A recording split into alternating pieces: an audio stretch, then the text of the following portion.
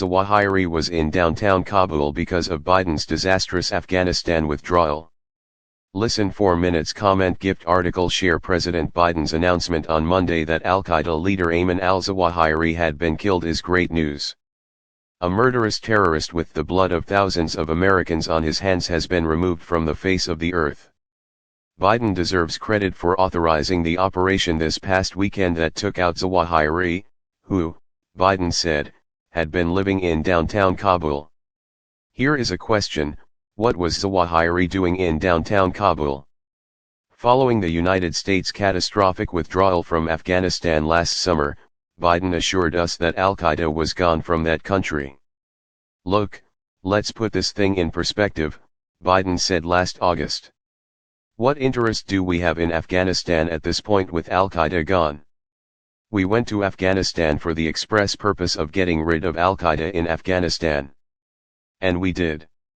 That same month, Secretary of State Antony Blinken dismissed al-Qaeda's presence in Afghanistan as remnants posing no serious danger to the U.S. homeland.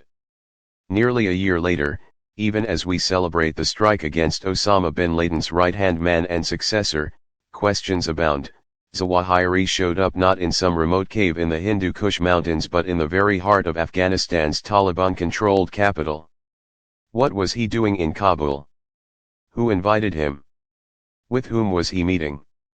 And what does his presence signal about al-Qaeda's return to the country from which the terrorist group planned the attacks of September 11, 2001? During his address to the nation on Monday night, Biden said that Zawahiri had been tracked to the Afghan capital earlier this year after he had moved to downtown Kabul to reunite with members of his immediate family. U.S. officials told Politico that he was known to be in the Afghan capital in May. Think about what that means. Within months of Biden's disastrous retreat from Afghanistan, Zawahiri's family and the al-Qaeda leader himself had relocated to Kabul.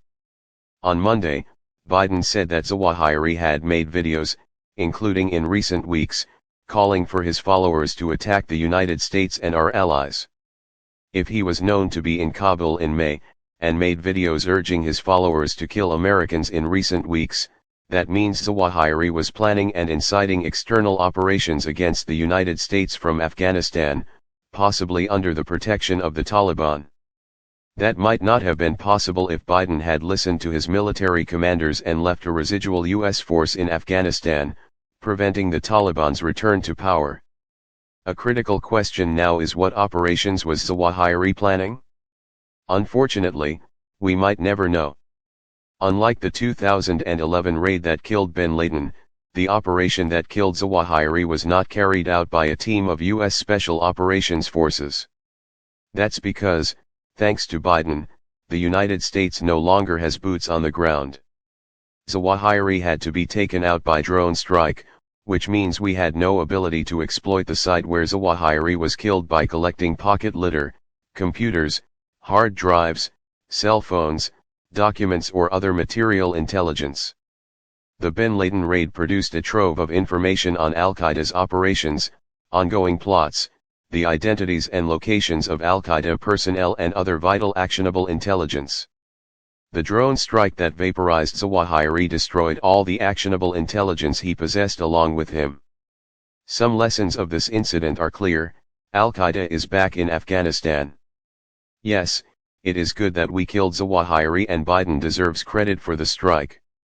But he also deserves blame for creating the conditions that allowed the world's most wanted terrorist to move to downtown Kabul and set up operations in a city that had been liberated from al-Qaeda and its Taliban allies with the blood of courageous American service members. If the president had listened to his military advisors last year, Zawahiri might never have been in Kabul this year. Killing Zawahiri is Biden's greatest foreign policy triumph.